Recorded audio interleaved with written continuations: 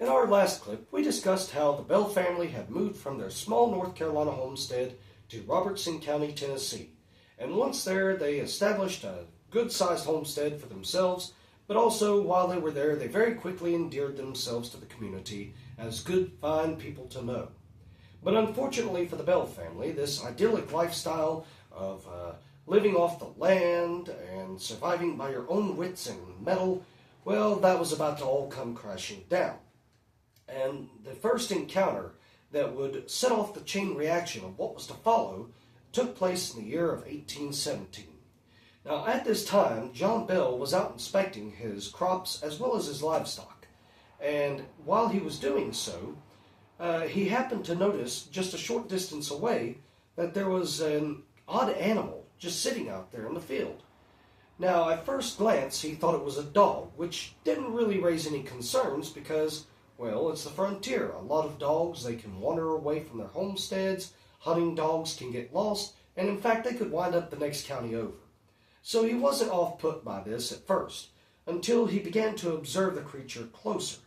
Now, when I say creature, this is due to the fact that over the years, the haunting of the Bell Witch has had many tellings, and in some cases, they say it was just an oddly shaped dog. Others say it was a full dog, but the head was kind of shaped similar to a rabbit. And other sources say that it had the body of a dog, but the head of a rabbit. But either way, I tend to think that surely if John had saw something with the body of a dog and the head of a rabbit, he probably would have shot off his gun a lot faster than what I'm about to relate.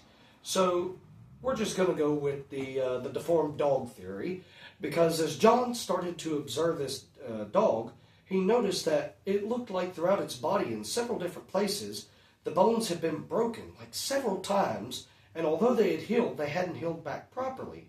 So this animal was very gnarled looking, to say the least. Well, this was obviously off-putting, but as John began to study and observe the animal a little bit more, suddenly he felt a weird presence, almost as if he was being watched.